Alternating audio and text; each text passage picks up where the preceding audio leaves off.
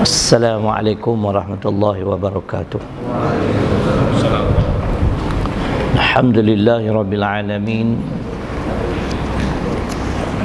Assalatu wassalamu ala ashrafil anbiya'i wal mursalin wa ala alihi wa sahbihi ajma'in.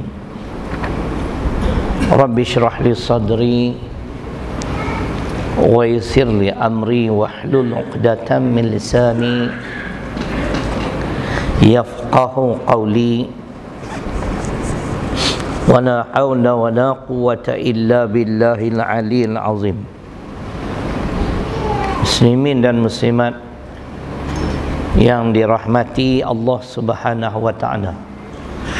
Pada malam ini hadis yang kedua. Tajuk hadis yang kedua ialah balasan mengkhianati ilmu. Yakni mengkhianati ilmu agama. Hadisnya pendek sahaja, keterangan dia pun pendek, ringkas. Kita akan kaitkan dengan ayat-ayat Quran. Saya sendiri pun di utara sana, saya bermudzakarah dengan seorang ustaz buku ni. Setiap hadis ni kami cari ayat Quran. Jadi dia lebih lively lah, lebih hidup. Ada Quran, ada hadis, ada Quran. Baik. Sebab ustaz tu memang dia mahir bidang Quran pun. Tempat rujukan saya lah. Balasan mengkhianati ilmu, hadis riwayat Imam Muslim. An Abi Hurairah radhiyallahu anhu anin nabi sallallahu alaihi wasallam qala man kadzaba alayya muta'ammidan falyatabawwa maq'adahu minan nar. Artinya diriwayatkan daripada Abu Hurairah radhiyallahu anhu daripada Nabi sallallahu alaihi wasallam, baginda bersabda, sesiapa yang berdusta ke atasku dengan sengaja, maka sediakanlah tempatnya di dalam neraka. Sebahagian hadis dalam buku ni yang disusun oleh Dr. Zahzan Muhammad tidak ada keterangan. Jadi kalau tak ada keterangan tu makna hadis tersebut berdasarkan tajuk tu. Tetapi ni ada secara ringkas saja keterangan apakah yang dikatakan berdusta. Pendustaan ialah memberi tahu sesuatu yang bercanggah dengan hakikatnya yang sebenar. Ini dusta namanya. Lain yang Allah firmankan dalam Quran, lain yang kita urai atau kita perjelas. Ini dusta namanya. Yang kedua, walaupun orang yang tidak sengaja membuat pendustaan tidak berdosa, tetapi berkemungkinan ia berdosa dengan memperbanyakkan kesilapan adalah suatu kesalahan. Baik. Jadi dalam hadis malam ini balasan mengkhianati ilmu agama. Hujah yang pertama yang saya ingin kemukakan ialah surah Al-Maidah, surah kelima ayat 67, tafsir Profesor Mahmud Yunus pada muka surat 162 kita dengar. Huraian kewajipan menyampaikan ilmu. Tak boleh sama sekali mengkhianati ilmu yang Allah turunkan, yang dinyatakan oleh Allah dalam Al-Quran. Firman Allah ayat ke-67 Al-Maidah, muka surat 162 insyaAllah. Ya ayyuhar rasul balligh ma unzila ilaik min rabbik wa illam taf'al fama ballagta risalatahu wallahu ya'simuka minan nas. Ada lagi tapi kita berhenti kat situ sudah. Maksud ayat, wahai Rasul, wahai Muhammad sallallahu alaihi wasallam, balligh ma unzila ilaika, sampaikanlah apa-apa yang diturunkan kepada kamu. Wa illam taf'al, sekiranya kamu tidak berbuat demikian, fama balagta risalatahu, kamu yakni telah mengkhianati risalahku. Kalau kamu tidak menyampaikan sepenuhnya, kamu mengkhianati risalahku. Wallahu yaqsimuka minan nas, dan Allah akan memberi perlindungan kepada kamu daripada gangguan manusia. Tengok apa maksud ayat ni. Ayat ni relevan dengan tajuk hadis yang kedua. Balasan mengkhianati ilmu. Dalam ayat ini Allah menyuruh Nabi Muhammad supaya menyampaikan semua yang diturunkan Allah kepada umat manusia. 6,236 ayat ini wajib disampaikan, kerana Nabi Muhammad orang yang paling berilmu. Macam kita ni ada kekurangan di sana sini, kita boleh satu bidang, kita lemah bidang yang lain kan? Tetapi beliau, Allah menyatakan wajib menyampaikan semua yang diturunkan Allah kepada umat manusia. Yang saya tak mampu, tuan-tuan tanyalah ustaz lain. Tetapi orang yang tahu sesuatu hal tak boleh.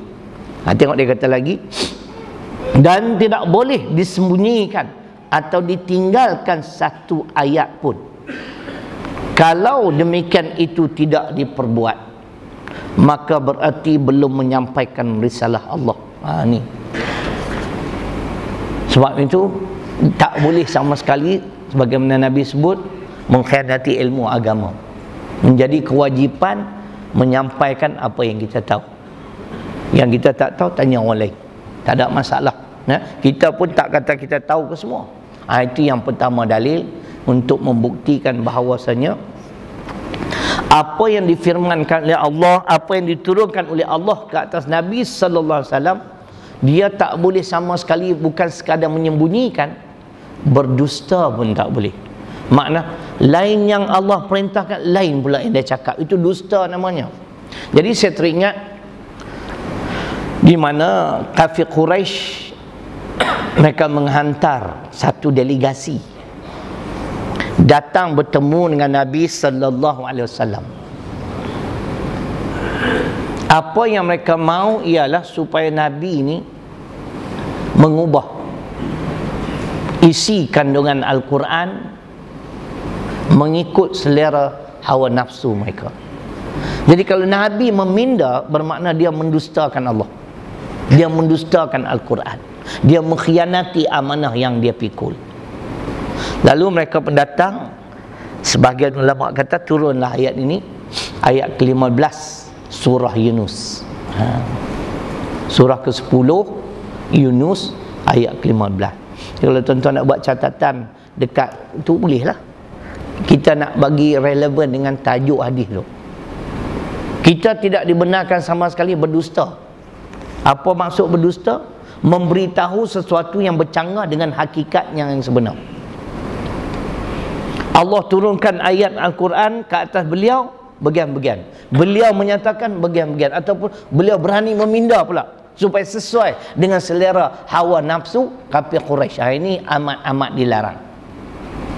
Maka ayat yang dimaksudkan itu ialah wa idza tutsla alaihim ayatuna bayyinat qala alladzina la yarjuna liqa'ana i'ti biqur'an ghairi hadha aw baddilhu qul ma yakunu li an ubaddilahu min tilqa'i nafsi in attabi'u ila ma yuha ilai inni akhafu in asaitu rabbi adzaba yaumin azim.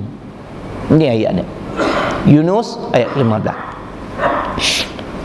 yang bermaksud, dan apabila dibaca ayat-ayat kami yang jelas, yang terang, haram itu haram, zalim itu zalim, Islam ni cukup jelas, clear cut.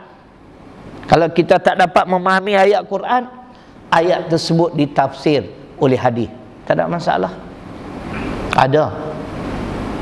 Dan apabila dibaca ayat-ayat kami yang terang atau yang jelas, Maka berkatalah orang-orang yang tidak yakin adanya hari pertemuan dengan kami. Kami di sini adalah Allah.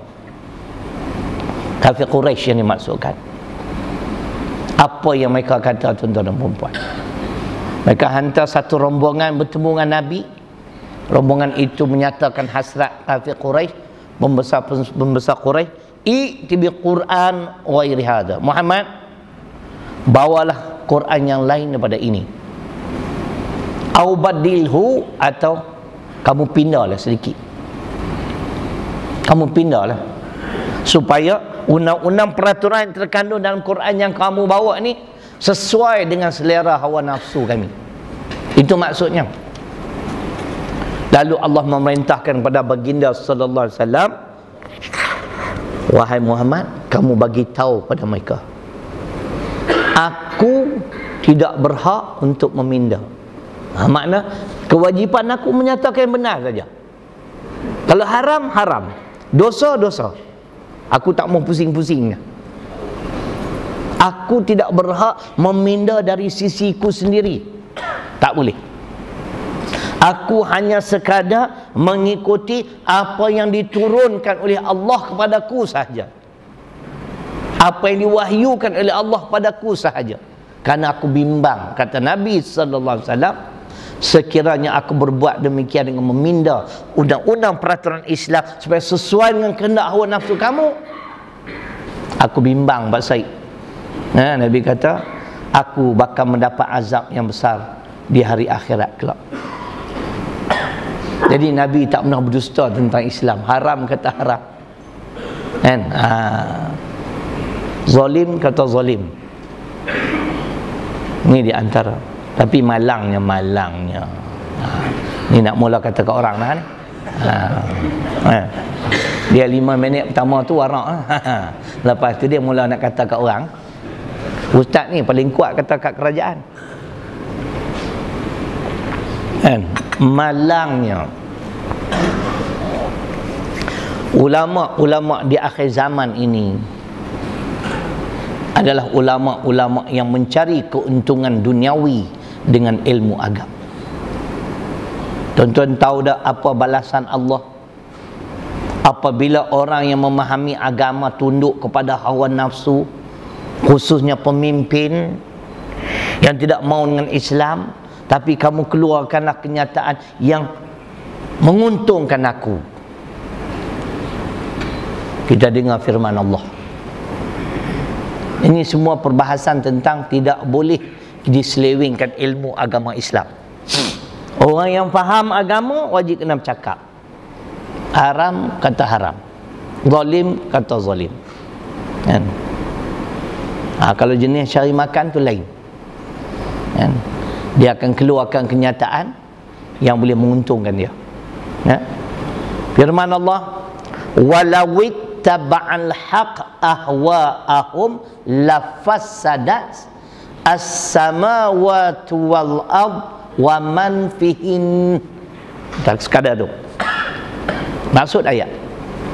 Dan kalaulah kebenaran itu tunduk dengan mengikuti hawa nafsu mereka, maka nescaya berlakulah kerosakan di langit, bumi dan apa yang ada di antara kedua-duanya. Ulama membahaskan kebenaran di sini adalah orang yang faham agama. Dia tahu haram, tapi kerana dia nak jaga kedudukan dia, nak jaga pemimpin dia, mungkin dengan kenyataannya nanti insya-Allah naik lagi pangkat, dia tak fikir dia lagi dekat pada neraka, kan? Jadi dia pun keluarlah kenyataan supaya kenyataan dia ni sesuai dengan selera kehendak hawa nafsu pemimpin. Ini dia tuan-tuan, berlaku kerosakan. Sebab itu saya teringat asar sahabat ataupun kata-kata sahabat. Ini bukan hadis, kata-kata sahabat, sebahagian kata hadis, tapi kita cek, kita confirm ianya bukan hadis. Simfani min ummati idza salahu salahan nas wa idza fasadu fasadan nas al-umara wal fuqaha. Kata-kata sahabat. Ada dua golongan manusia, bila mereka ini baik, keseluruhan manusia menjadi baik. Tetapi kalau mereka ni haprak ataupun cerai ataupun mangkuk ayun, maka keseluruhan manusia menjadi tidak baik. Siapa yang dimaksudkan? Al-umara wal fuqaha. Mereka terdiri dari kalangan pemimpin dan ulama. Ada sebuah hadis tuan-tuan, yakunu fi akhir zaman ubadun juhalun wa qura'un fasaqatun. Hadis yang dikaitkan dengan peristiwa-peristiwa yang bakal berlaku di akhir zaman. Di akhir zaman Nabi menyatakan ramai ahli ibadah tetapi jahil.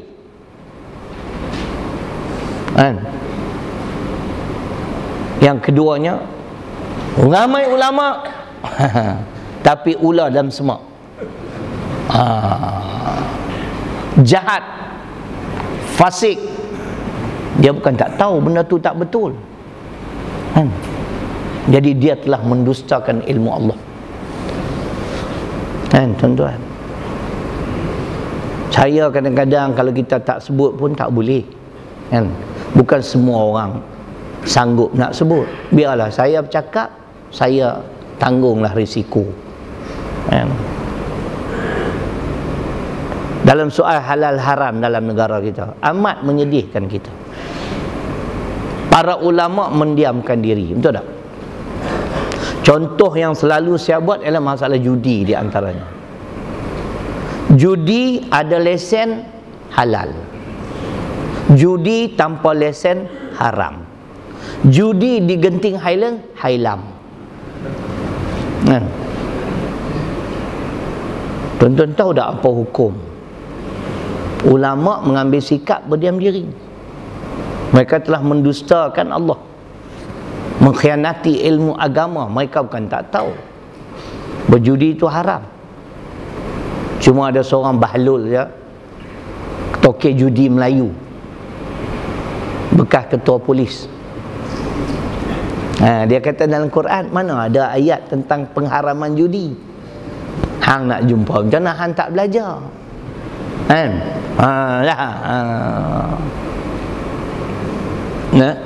Suruh dia tengoklah dalam Al-Baqarah, sejuk sungguh, ayat 219. Apabila ditanya pada kamu tentang arak dan judi, katakanlah kedua-duanya dosa besar. Bila dosa besar jangan buat. Tetapi dalam negara kita, ulama telah mengkhianati ilmu mereka. Mereka mengambil sikap berdiam diri. Dalam soal-soal lain cukup syok.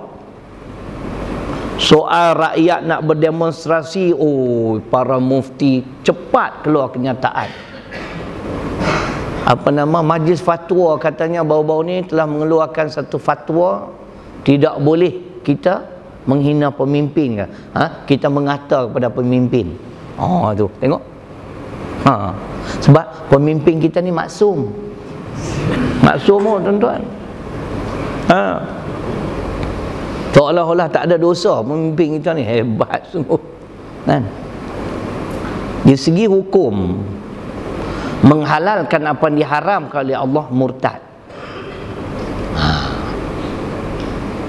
Tuan-tuan tengok sendirilah, di sini pun ada kitab tu, hadis 40 tu kat situ depan tu. Cetakan Rumi muka surat 201, Cetakan Jawi muka surat 200, yang diterjemah dan disyarah oleh Syekh Mustafa Abdul Rahman. Nak bagi puas hati, kita ambil kejap boleh adik? Tengok hadis 40 tu, ada depan tu, ada, nampak tak hadis 40? Jangan ambil hadis 50 lah, nanti aku cari tak jumpa. Kenalilah tuan-tuan, ini yang saya maksudkan. Ini kalau tak salah saya, Syekh Mustafa Abdul Rahman ni adalah orang Pulau Pinang, almarhum. Dia terjemah hadis matan arba'in dan dia syarah tuan-tuan. Kalau boleh terjemah tu pun dah hebat, syarah lagi kira lagi hebat, kan? Dia boleh hurai lagi. Saya kata muka surat berapa Jawi, sejuk semua aircon.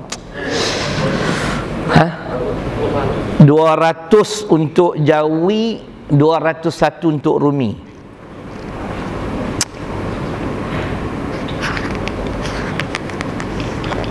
Tajuk dia keluar dari agama Islam dan hukumannya. Lalu diperjelaskan oleh beliau hadis ni, bagaimana seseorang tu boleh murtad. Dia kata di sini, orang yang tersebut dinamakan murtad, orang yang terkeluar pada Islam. Dan terjadi murtad di antaranya ialah dengan sebab i'tiqad yang mengkafirkan. I'tiqad ni kepercayaan dalam hati, kan? Seperti dengar baik-baik, dengan engkar rukun Islam yang telah diwajibkan. Dalam hati dia, dia percaya ni tak wajib, kafir, batal, murtad. Lagi dengan menghalalkan benda yang diharamkan oleh Allah dan Rasulnya. Ada lesen judi halal, tak ada lesen judi haram. Ulama ni nak jadi apa tuan-tuan? Tuan-tuan jawab sendiri. Nanti saya jawab kasar pula, kan? Ni dalam kitab ni, muka surat 201 hadis 40, Syekh Mustafa Abdul Rahman. Kalau yang Jawi muka surat 200. Nabi pun tak berani nak meminda, tuan-tuan, kan? Nabi pun tak berani nak meminda. Datang rombongan kafir Quraisy ni, macam-macam tawaran, bukan nak bagi majlis tertinggi, tuan-tuan. Apa kamu ndak, kami tunai saja hajat engkau. Janji kau tinggalkan saja kerja Islam ni. Wallahi law wada'u syamsa fi yamini wal qamara fi yasari ala an asruka hadzal amr ma taraktuhu hatta yuzhiruhu Allah au uhlaka dunah. Itu al-hadis dalam kitab Dr. Yusuf Qadawi.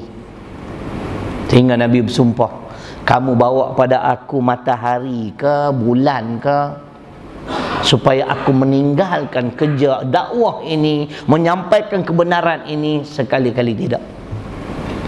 Sama ada aku menang atau binasa kerana mempertahankan perjuanganku. Tengok tuan-tuan, hari ini tak boleh tahan, kan? Dapat sedikit tawaran merubah. Ini yang berlaku. Jadi siapa yang rosak, macam sahabat Nabi kata, memang sah dah. Kalau dua golongan ini baik, keseluruhan manusia menjadi baik.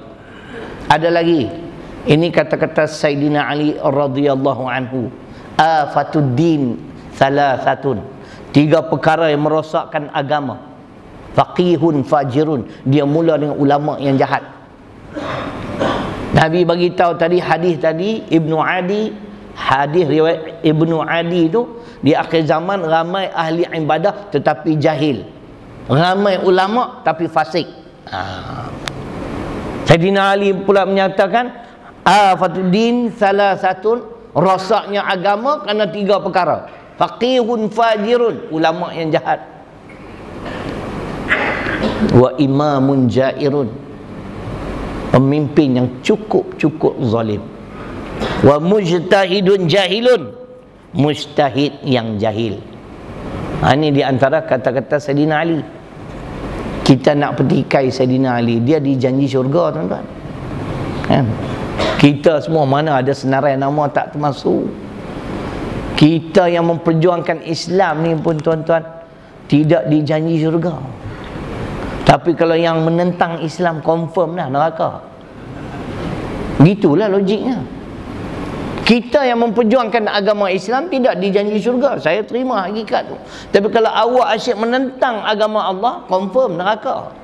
Takkanlah menentang agama Allah boleh masuk syurga. Tapi kalau tanya mufti Pasir Berdengung, mungkin dia kata betul. Yang tu semua boleh. Harus sana, harus sini, segala-galanya harus.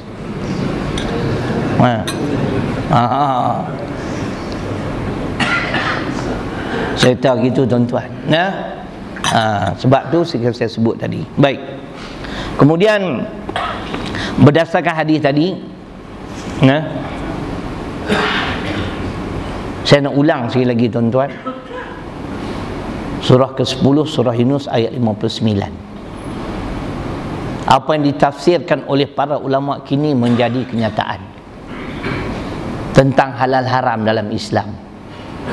Ada manusia yang tidak bimbang, tidak takut, berani meminda undang-undang peraturan Allah. Qul ara'aytum ma anzalallahu lakum min rizqin faja'altum minhu harama wa halala qul Allah adzina lakum am 'alallahi taftarun. Tuan-tuan, Allah menyatakan, apakah kita diberi hak untuk menentukan yang mana halal, yang mana haram? Ya? Ataupun kamu cuba mengadakan pendustaan, kamu cuba berdusta kepada mendustakan aku kata judi haram, kamu kata tak apalah bagi lesen jadi halal. Dengar tafsiran ayat suci ini menegaskan bahawa di antara tujuan Al-Quran, yakni Al-Quran diturunkan, ialah menyatakan undang-undang yang mengatur kehidupan manusia. Tetapi ada pula segolongan manusia yang berani membuat undang-undang menurut hawa nafsunya sendiri. Macam tadi, ulama bukan tak tahu judi haram, tapi jenis cari makan. Ulama macam ni tuan-tuan tengok sendirilah dalam Quran. Mereka umpama anjing, tuan-tuan. Bukan saya kata, Quran kata. Lain, selagi lagi. Baik. Jadi maknanya, patut sangat Nabi menyatakan sesiapa yang mengkhianati ilmu agama, balasannya ialah neraka. Kita selalu baca ayat ni, tapi mungkin tuan-tuan tak ingat.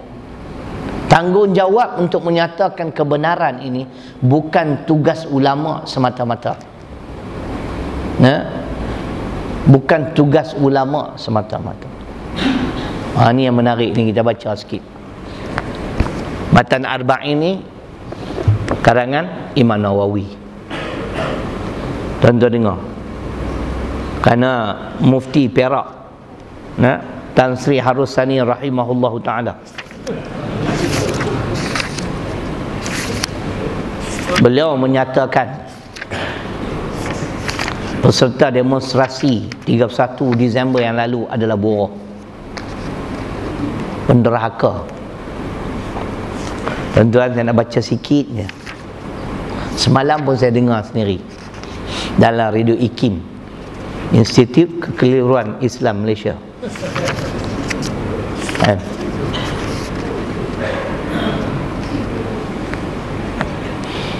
Mereka juga telah menyentuh tentang keberanian Imam Nawawi rahimahullahu ta'ala. Ini tajuk dia, fatwa Imam Nawawi yang menggemparkan. Tuan, jadi mufti ni cakap seolah-olah pemimpin kita ni memang maksum, tak boleh lawan langsung. Apa saja arahan dia, perintah dia, kita wajib kena taat. Tuan-tuan dengar ni, saya nak baca sedikit. Menurut riwayat bahawa apabila baginda Sultan Al-Malik Az-Zahir telah mengadakan persiapan perang untuk memerangi orang-orang Mongol Tatar, lalu digunakanlah fatwa ulama yang mengharuskan mengambil harta rakyat, GST, geng songkok tinggi.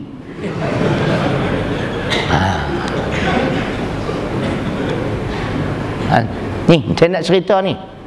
Imam Nawawi pun lawan kerajaan ni. Dengar baik-baik.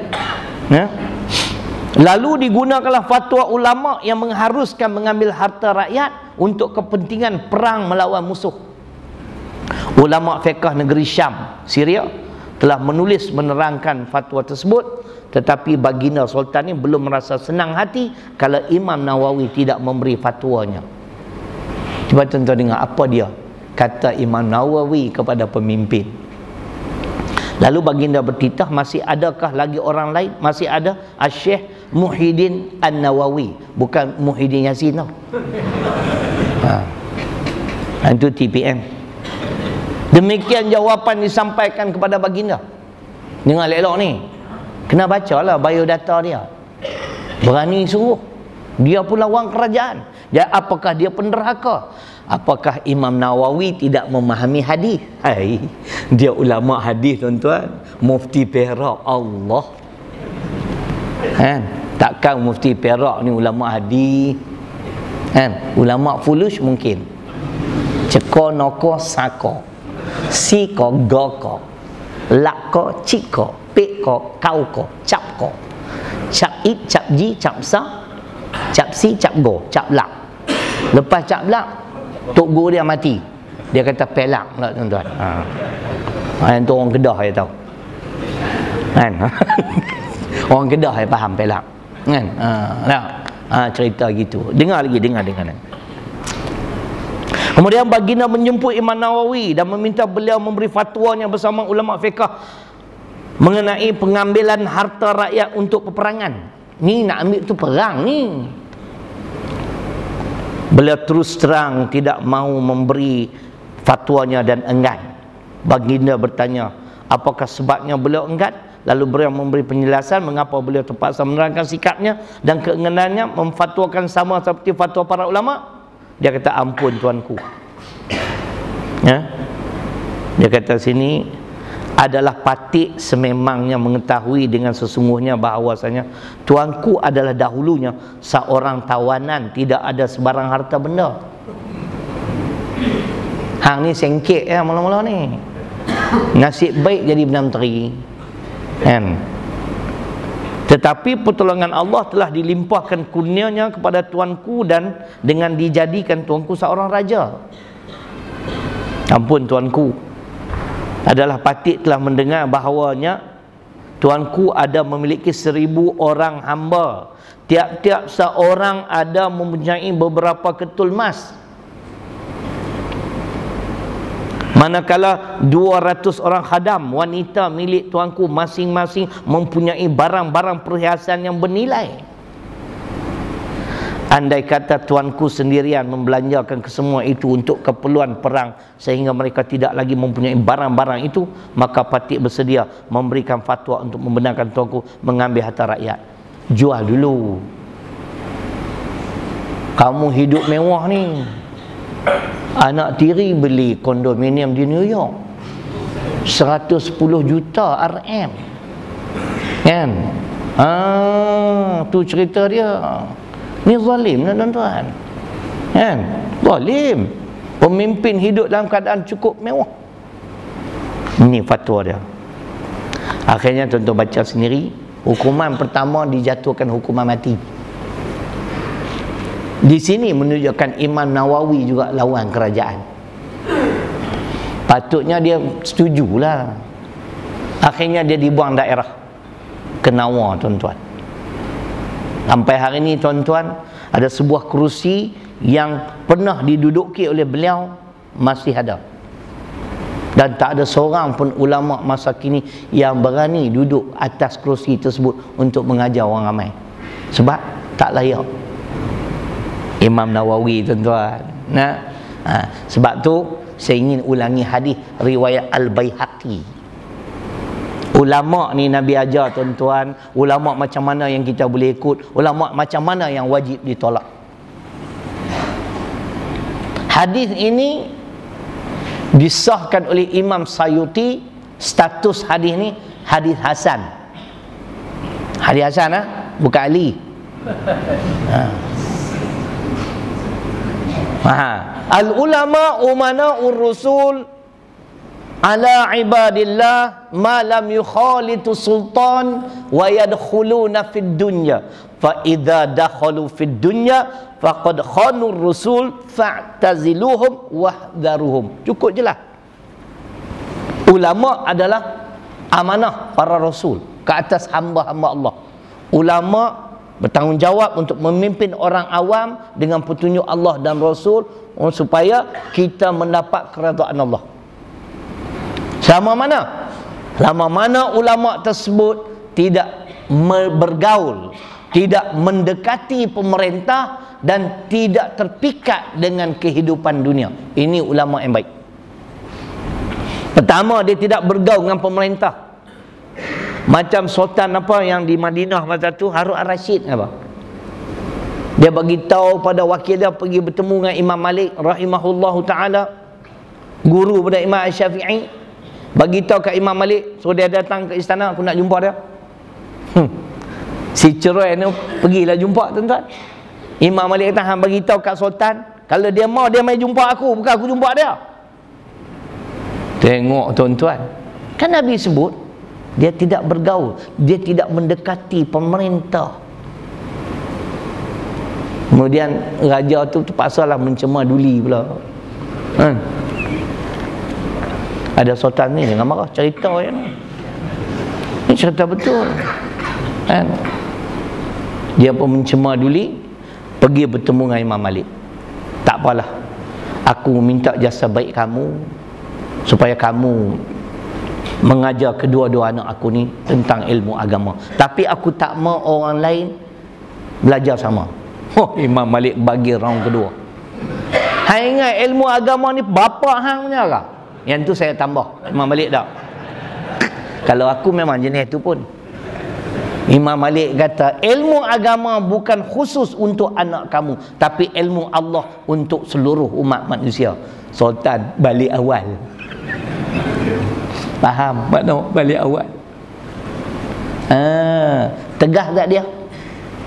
Jenis tak mau bergaul dengan pemerintah. Bahaya tuan-tuan. Nanti dah dia pegang kita, kita terhutang body, terhutang budi, esok gadah body tu. Confirmnya.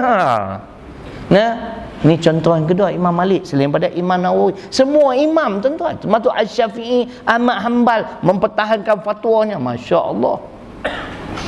Kan? Baik. Jadi di sini saya nak baca sepotong ayat dalam surah Al-Ahzab, surah ke-33 ayat 70. Ini kewajipan terhadap orang-orang beriman, bukan ulama semata-mata. Ya ayyuhalladzina amanu taqullaha wa qulu qawlan sadida. Wahai orang-orang yang beriman, bertakwalah kamu kepada Allah dan katakanlah perkataan yakni tepat dan benar di dalam segala perkara. Saya bimbang mana kan? Saya duk amal lama dah tuan-tuan cakap benar ni. Kalau tuan-tuan nak dengar khutbah saya yang memang meletup lah kan? Tengok 2 minggu sudah dalam YouTube, ada dia orang download dah. Ada dah dalam tu. Nah, apa tu? Tajuk Buruh di Masjid Sungai Ula, Kulim, Kedah. Oh, tuan-tuan dengar kau-kaunya. Orang yang dengar semua kata memang ustaz. Tapi saya tengok-tengok masjid juga. Saya tanya dulu AJK masjid. Hampa nak tajuk syirik ke buruh? Buruh ustaz. Buruh tak apa. Hampa sanggup nak ni aku nak sebut macam-macam. Tak apa. Dia kata, yang nak kena ustaz bukan kami. Mangkuk. Aduh, balik awal. Empat tengok malam ni tuan-tuan balik you buka YouTube, baru dah 2 minggu sudah. Memang clearnya. Hari tu tuan-tuan masjid tu melimpah arwah. Saya 2 bulan sekali di masjid tu. Sungai Ula tuan-tuan. Bukan ular daun tuan-tuan, ular tudung selah. AJKA nah. Tuan-tuan dengar saya cabar pula seekor jebon dan tu. Sebelum saya khutbah tu, 2 minggu sebelum tu dia dah buat laporan terhadap seorang ustaz berkhutbah di masjid yang sama. Tuan-tuan boleh dengar saya cabar dia. Saya cabar siapa yang buat laporan, sila buat laporan tentang saya. Kan? Baru ni kebetulan saya telefon masjid tu. Dia kata macam setakat sekarang belum ada lagi lah. Kata. Oh tu kan. Sebab apa ustaz ada Kuala Lumpur. Esok balik polis ada depan rumah ustaz. Aku kena lagi cerai semua. Kalau kita tak bercakap tuan-tuan, siapa nak bercakap tentang buruh? Saya taklah katakan hebat, tapi saya rasa memang padat huraian tentang buruh. Dengan siap muka suratnya, kitab mana kita sebut. Kan? Jadi kita bertanggungjawab untuk bercakap benar. Jangan berdusta terhadap agama Allah. Kan? Zalim, nak ambil hati minta maaf, sorry. Ini bukan style kita, kan? Nak ambil hati AJK lah kan. Kalau makno tak mau nak buat macam mana? Kalau AJK tak mau dah kata, ustaz ni tak pandai mengajar. Makno nak cakap mulut malu, SMS. Kan? Buat gambar tu, keluar gambar orang menangis tu, sedih. Kan? Minta maaf lah ustaz, kan? Ribuan kemaafan ustaz. AJK telah memutuskan untuk memecat ustaz. Kan? Saya tak terlibat, makna tulis tu saya tak terlibat. Cuma saya yang cadangkan saja. Alamak, mati aku. Kan? Cerita itu tak ada susah hati ya tuan-tuan. Tapi bukanlah sini dia tak pecat tak Syarilung. Kita buat contoh saja. Kan? Itu dia di antara. Baik. Jadi berdasarkan Al-Ahzab ayat 70 tadi ada pengajaran tuan-tuan. Kalau kita merasakan kita orang beriman, kewajipan kita ialah menyatakan kebenaran. Tak boleh kita mengkhianati ilmu Allah. Haram kita kata haram, zalim kita kata zalim, tapi kita bawa dalil. Baik, kita baca sebuah hadis tuan-tuan, di mana Nabi menyarankan kepada kita. Kalau tadi Al-Ahzab ayat 70, ayat ini sesuai dengan hadis Tirmizi. Ala la yamna'anna rajulan haibatun nas ay yaqulal haq idza alimahu. Ketahuilah ataupun ingatlah, janganlah kerana kegerunan kamu terhadap manusia sehingga kamu tidak berkata benar sedangkan kamu mengetahuinya. Kamu tahu kehidupan pemimpin negara kita ni memang hidup mewah betul. Kan? Kalau hidup mewah dengan duit sendiri, harta sendiri, tak apa. Kan? Macam Abdul Wahab no. Wahib, okey. Dia Jollibee lah, bapak dia tinggal banyak harta. Kan? Cerita dia. Ni sampai Masya Allah. Kan? Anak tiri boleh produce pula filem dengan Hollywood tuan-tuan, 326 juta. Mana dapat duit ni? Yang berlakon apa? Leonardo DiCaprio apa? Saya pun tak tahu nak sebut. Kan? Main dia apa? Dia Titanic tu. Hero tu 326 juta tuan-tuan. Mana sumber mana dapat duit ni? Beli kondo 110 juta. Kan? Ulama sepatutnya bagi nasihat. Jangan timbulkan fitnah. Kan? Kalau tuan berterusan macam ni susah. Kan? Dia suruh kita makan kangkung. Dia bagus joli wang rakyat ni tak kena. Tadi saya tengok hadis tu dan saya simpan kat situ. Apa-siapa jadi pemimpin mati dalam keadaan menipu rakyat, haram syurga. Jangan menipu rakyat. Kita baca hadis tu, riwayat Imam Muslim. Ma min 'abdin yastar'i hillah ra'iyatan yamuts yauma yamuts wa huwa ghashun li ra'iyati illa haramallahu alaihi jannah. Hadis riwayat Imam Muslim, ada tu jilid ketiga kat situ, bab ke-79 ke 80, lebih kurang macam tu. Pergi tengok. Tidaklah seorang hamba yang diamanahkan oleh Allah, yakni untuk mengurus kehidupan rakyat, dia mati dalam keadaan dia menipu rakyat, haram syurga bagi dia. Tak bimbang lah. Patutnya Datuk Mufti ni dia kena tegur lah. Nabi dah sebut jangan takut pada manusia. Dalam hadis riwayat Imam Ahmad, saya memang suka baca dua hadis ni sebagai panduan. La yuqarribu min ajlin wa la yuba'idu min rizqin ayyaqula bihaqqin aw yazkura bi'azim. Memang betul. Maksudnya tidaklah mendekatkan ajal dan tidak pula menjauhkan rezeki. Sekiranya berani berkata benar dan berani menyentuh isu-isu soal besar. Ini soal besar lah tuan-tuan. Kan? Kalau dah setiap hari Akhbar-akhbar parti pembangkang menyatakan joli sana, joli sini. Kan? Dia pula berdiam diri macam betul ya. Dalam bahasa Inggeris ada kan, silent means consent. Kan? Saya tak boleh lah Inggeris, boleh sikit-sikitnya. Kan? Macam tu cerita dia. Nampak macam betul lah, duduk diam tu betul kot agaknya Pak Said. Kalau tak betul, kan? Saman. Patut ulama bagi nasihat ni. Image negara kita tu tertanish, tercemar. Kan? Macam mana pemimpin hidup begitu hebat, mewah. Kan? Mana sumber duit datang ni? Sedangkan rakyat susah tuan-tuan. Ni kalau dia orang dah implement pula undang-undang kereta tak lebih daripada 10 tahun lah kan. Mati kita. Kereta saya dah 11 tahun dah tuan-tuan.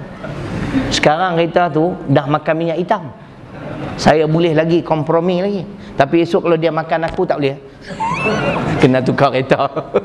Kan? Nah, sekarang baru makan minyak hitam kan. Lagi boleh naik-naik ya. Dia orang tak apalah segala-galanya percuma. Betul tak? Ni cerita dia. Ni hadis. Tidaklah mendekatkan ajal dan tidak pula menjauhkan rezeki sekiranya berani berkata benar dan berani menyentuh soal besar. Tak mati cepat lah tuan-tuan, percayalah. Betul tak adik? Yakin tak? Kematian kita ketentuan Allah. Percaya atau tidak? Anda pasti? Dalil Quran? Tanyalah Ustaz. Ali Imran 145. Jangan bimbang lah. Kalau belum sampai ajal tuan-tuan tak mati. Wa ma kana li nafsin an tamus illa biiznillah kitaban muajjala. Tu ayatnya. Satu nyawa tidak akan mati melainkan apa yang tertulis di sisi Allah. Kan? Saya pun tak tahu lama mana lagi nak hidup ni. Cuma kita nak guna saki-baki sisa-sisa umur saya yang masih ada ni. Kalau ikut umur Nabi, lagi 4 tahun. 59 lah. Lagi 4 tahun. Harap-harap ikut umur Mahathir lah. 89. Umur saja, perangai aku tak mau ikut. Kan? Cerita gitu. Kita nak buat kerja agama ni, nak cakap yang hak ni tuan-tuan. Kalau duk asyik ya hana-hana mati dah. Sekarang dah jadi trend tu pula dah. Saya bimbang juga tuan-tuan. Bukan kata benda tu tak baik-baik, tapi kita kena scrutinize dalam bahasa Inggeris. Kita bimbang kemungkinan musuh-musuh Islam dia melihat ini satu trend yang mendapat sambutan. Dia nak memalingkan, kan, pemikiran kita. Jangan fikir sangat tentang negara Islam, kan. Kita ramai-ramai ya hana ya hana lala ya amno no ya amno. Tu dia tukar pula. Kan, duk syok dengan yang tu, tak peduli dah apa yang berlaku. Saya alhamdulillah sampai hari ni tuan-tuan tetap dengan perjuangan Islam. Kita belum tentu lagi tuan-tuan kesudahan kita. Kan, yang dah tentu beberapa orang yang telah meninggalkan kita alhamdulillah, mereka mati dalam perjuangan Islam. Kita belum tentu. Mula semangat ikut kuliah, temu dengan puak-puak ni, dah mula kuliah tak mau dah. Syok yang tu pula dah. Sekarang Ustaz Azhar Idrus sendiri pun tuan-tuan dah kurang sambutan. Tak macam dulu lagi dah. Melayu ni saya tahu, kenal tuan-tuan Melayu, sebab aku pun Melayu. Dia semangat sekejapnya. Nak bawa-bawa ni masjid mana? Tak ramai. Peniaga-peniaga kata tak macam dulu lagi. Dulu puluhan ribu, kan? Yang sekarang dapat sambutan, ya hana-hana. Aduh, letih kita tuan-tuan. Mereka mungkin ini di antara perancangan nak mengalihkan pandangan kita tuan-tuan, nak alihkan pandangan kita, kan negara kita ni banyak masalah. Soal nak taja tak ada masalah. Ya hana-hana tu berapa duit yang nak bayar? Kalau K-pop 1.6 juta pun boleh. Sai tahu sai, PSY tu sai ni kalau dalam bahasa Hokian, sai tu tai. Kau sai tai anjing. Kan? Kalau Cina tahu kau sai lang tu. Jangan duk senyum, tampar dia pergi. Kan? Sai 8 minit saja dia menyanyi di Pulau Pinang. Bayaran 2 juta, mana bayarkan tengok. Saya ceramah sejam. Tak tahu banyak mana dia orang nak bagi. Kadang-kadang dah lah bagi sikit, lupa bagi pula. Aduh, dah sampai rumah, Allah lupa. Allah tak lupa, hang lupa. Aduh, letih kita tuan-tuan. Dah lah bercakap ni risiko dah. Dia lupa bagi pula, mana cerai tu. Tapi Seksyen 8 ni saya pujilah. Selama ni saya ingat tak pernah kena lagi lah. Keep it up mana? Dia senang je. Habis ceramah tu salam terus. Jangan duk tunggu-tunggu dah. Ini dia makan dengan ustaz, kita pun makan, dia makan, kita pergi, dia pun ikut. Kita cari kasut tak jumpa, kita buat cari kasut, dia tak bagi lagi tu. Aduh, dia tak faham. Aduh, kan. Aduh, sini bagus, ni cukup very good lah sini. Kekalkan prestasi yang baik tu. Kan, cerita gitu tuan-tuan, jaga-jaga tuan-tuan. Saya bukan menyatakan tak bagus benda tu. Saya takut dia nak kalihkan pandangan kita. Kan? Ada dalam negara kita dengan ulama tidak menunaikan tanggungjawab. Kan? Macam tadilah. Nabi sebut bila ulama sudah terpikat dengan dunia, tinggalkan mereka, berwaspada terhadap mereka. Ayat hadis tadi yang saya baca, saya tertinggal tadi tu. Yang lupa tentang sejadah. Sahabat yang bagus, tak pernah lupa tuan-tuan. Tapi bulan depan tak ada tau. Bulan depan saya tak datang. Oleh kerana bulan depan tak datang tuan-tuan, malam ni bagilah 2 kali ganda. Qada siap-siap kan. Cerita gitu. Boleh on balik lah aircon, panas dah lah. Boleh on balik lah, panas dah lah. Aduh, depa ni pun lurus sangat. Dah aku kata sujud, dia off ke semua pula dah. Cerita gitu dah. Jadi begitu tuan-tuan. Ini panduan dalam menyampaikan ilmu agama. Kita tak boleh sama sekali mengkhianati ilmu agama, menyembunyikan ilmu agama. Dosa bimbang. Bukan kerana bercakap benar mati cepat, bukan kerana bercakap benar rezeki kita berkurangan. Ada apa soalan ni nak? Cerita dia. Nampak tuan-tuan? Masalah rezeki. Saya ingat saya lama dah cakap nada ni tuan-tuan. Mana-mana pun. Kalau di utara tu banyak tempat yang telah memberhentikan saya. Kerana apa tuan-tuan? Kerana kuliah saya terlalu jelas. Ada juga tak mau terlalu jelas. Dia mau CP. Dia tak mau direct. Dia mau CP. Mana boleh CP? Kan?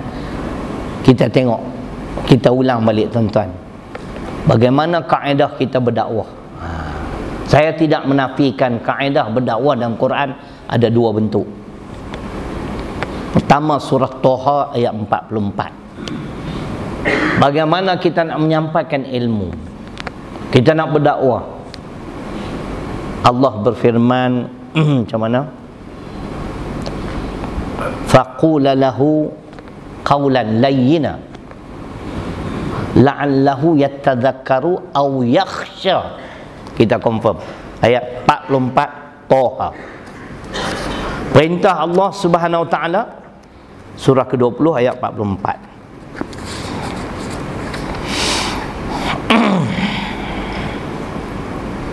Faqula lahu qawlan layyina la'allahu yatadhakkaru aw yakhsha. Katakanlah kepadanya, yakni Allah memerintahkan Nabi Musa AS berkata pada Fir'aun, perkataan yang lemah lembut, mudah-mudahan dia menerima peringatan atau takut pada Allah. Kaedah pertama kan?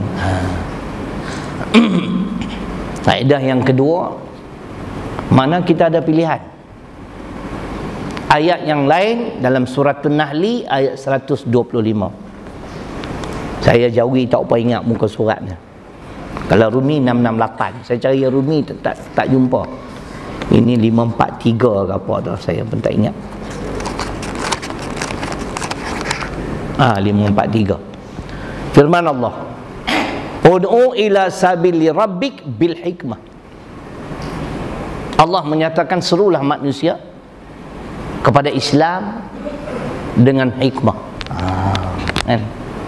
Hari tu ni Ustaz Syahul nak datang kan? Kirim salam kat dia. Bagi saya patutnya dia menang, tuan-tuan. Mungkin kerana kritikan Aznil tu, aku marah betul. Saya pun tengok malam tu. Balik awal, tuan-tuan. Nak support member kita ni. Kan? Kami dulu belajar pondok yang sama, tuan-tuan. Dia umur 13, saya umur 33 macam tu. Tahun pertama. Pelajar paling senior saya di pondok Lanai. Masa tu dia clean cut, tuan-tuan. Tu yang saya heran macam mana janggut pakai minyak sapi apa tu. Nak kena tanya dia. Faktor kekalahan PU Syahul, Ustaz Syahul Hamid ni dua, tuan-tuan. Pertama, saya melihat kerana kritikan Azni. Azni yang kata kita berdakwah ni tak boleh macam ustaz tadi, terlalu garang. Boleh macam dia tu lama besar pula dah. Kan? Nasib baik Ustaz Syahul kalau saya, oi, hang balik tengoklah mukadimah musikah hadis bangang. Nabi berdakwah macam mana? Berpidato, matanya merah, suaranya lantang. Itu faktor yang pertama. Yang kedua, tuan-tuan, sebab dia mempopularkan perkataan cerai tanpa keizinan saya. Jangan beritahu dia sudah. Dah cerita dia dah. Dia nak petikai kita suara lantang. Tengoklah hadis Nabi, gaya Nabi berpidato. Saya kenal dengan seorang tu, tuan-tuan, driver taksi ya. Di Masjid Munawarah section 27 beberapa tahun dulu. Habis-habis khutbah, tuan-tuan, dia cari saya. 3 soalan sebenarnya. Pertama, tadi ustaz kan yang berkhutbah, ya saya. Ada apa masalah? Ada tauliah? Ada 4 tauliah. 4. Dia dengar 4, dia diam terus. Walhaku kelentong dia ya. Jenis manusia macam ni, kelentong dapat pahala, tuan-tuan. Jangan duk lurus sangat. Kita ni lurus. Saya tak, orang saya tengok dia, saya tahu dah. Datang tu dengan gaya dia berjalan ni mesti nak lanyak aku ni.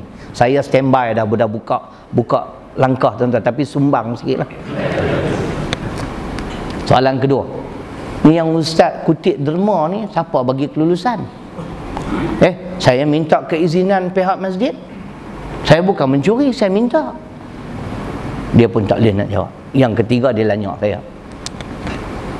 Yang ketiga, saya nak tanya ustaz, adakah Nabi berpidato, berkhutbah seperti ustaz? Saya kata, kat mana yang tak kena? Suara terlalu lantang, ganggu orang nak tidur. Yang tu aku tambah. Oh, saya kata, Muqaddimah Mustikah Hadis jilid pertama. Muqaddimah Mustikah Hadis, hadis yang pertama, saya kata, tuan balik rujuk. Gaya Nabi berpidato. Dia tak percaya. Saya kata, takkan saya nak bohong tuan, dia tua pada saya tak nak lah buat korang ajar. Kalau muda memang aku lempang lah. Jangan nak buat main aku. Saya dengan Jackie Chan lebih kurang lah. Nak cuba boleh. Kan? Sebab dia tua, saya orang tua ni saya hormat kan. Saya kata, tuan balik rujuk. Mana ada bohong? Saya tak bohong, tuan rujuk. Nabi berpidato, tuan-tuan, memang mata dia merah, suara lantang.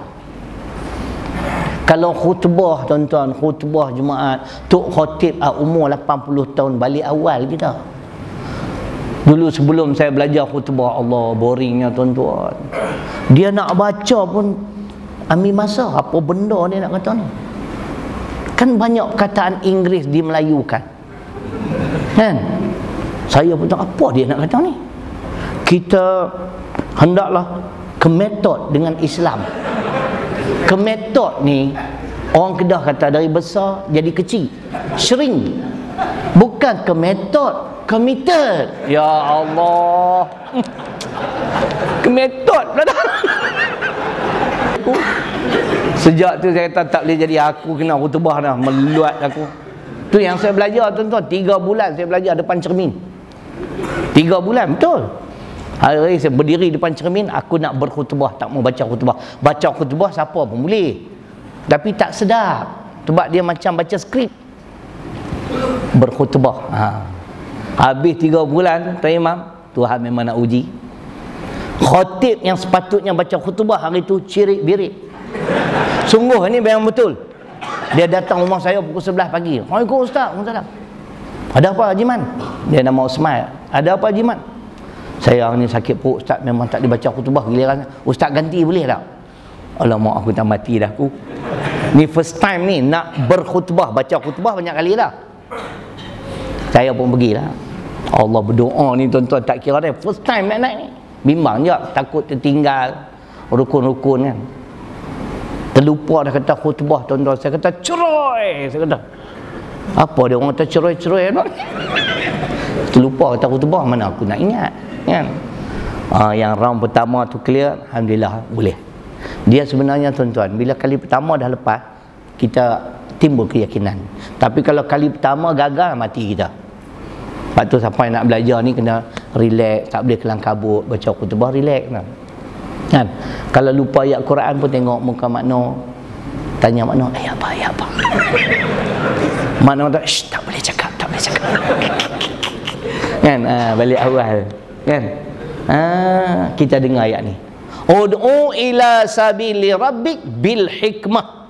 Surah An-Nahl, surah ke-16 ayat 125. Serulah manusia ke jalan Allah dengan hikmah. Hikmah tuan-tuan dengar sendiri, muka surat 543, kerana ini Jawi. Kalau Rumi 668, tafsir pimpinan Ar-Rahman.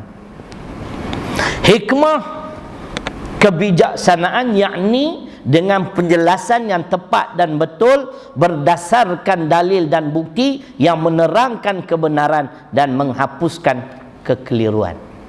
Itulah hikmah. Tak ada kaitan tuan-tuan dengan lemah lembut. Dakwah 2 pilihan. Lemah lembut, Toha 44. Saya pilih hikmah.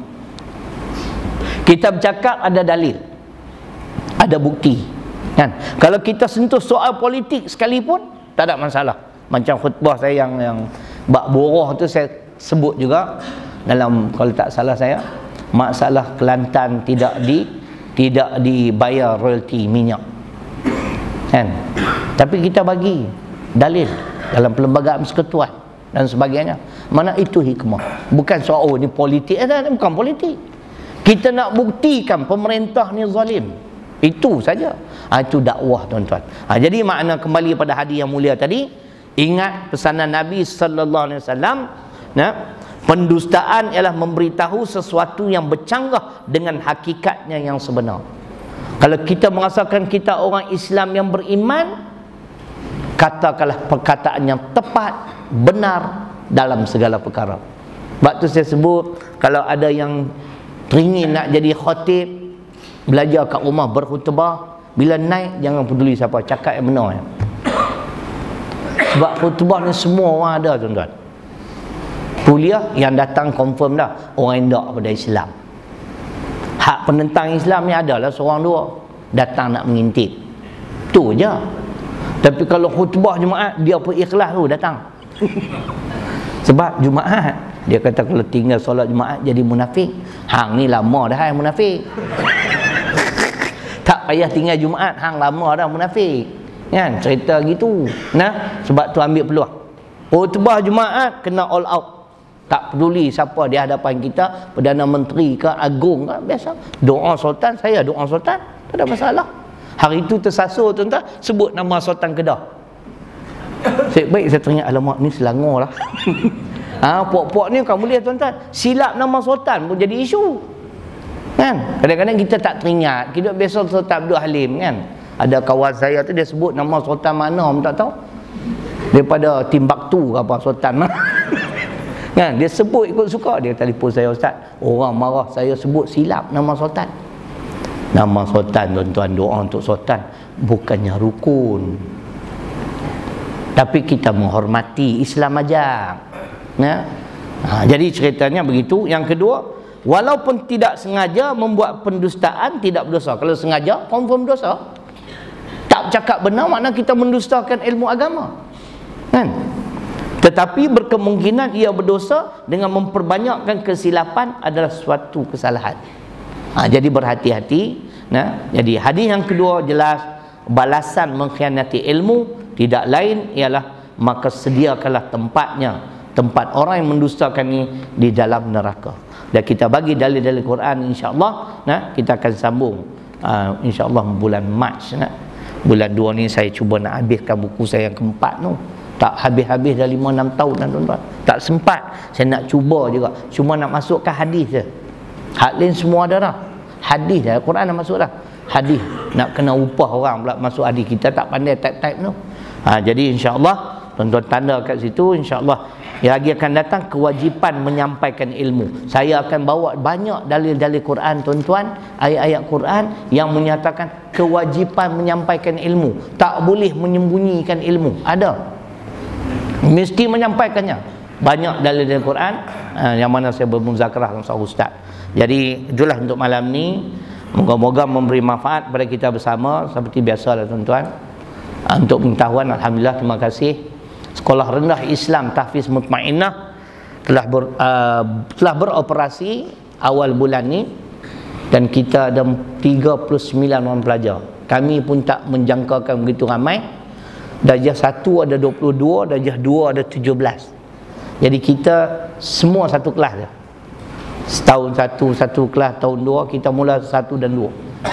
Dan cumanya begitulah, kami masih belum menjelaskan dengan kontraktor sepenuhnya, sebab dia pun tak lagi sempurnakan bangunan tu sepenuhnya. Mungkin hujung bulan ni selesai lah. Tapi kami masih tertonggak tuan-tuan 125,000.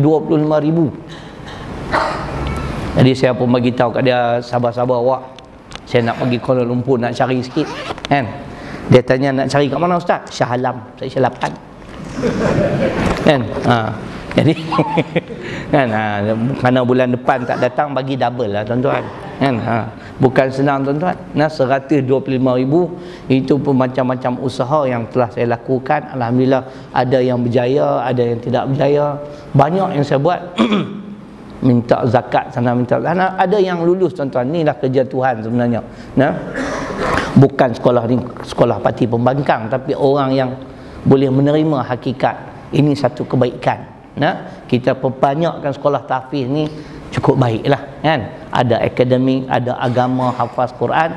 Jadi saya ucap terima kasih kepada semua. Insya-Allah seperti biasalah kita akan mentang sejadah. Kita bertemu lagi insya-Allah umur panjang di bulan Mac akan datang. Ribuan kemaafan. Aqulu qauli hadza wa astaghfirullahal ladzim li wa lakum. Assalamualaikum warahmatullahi wabarakatuh.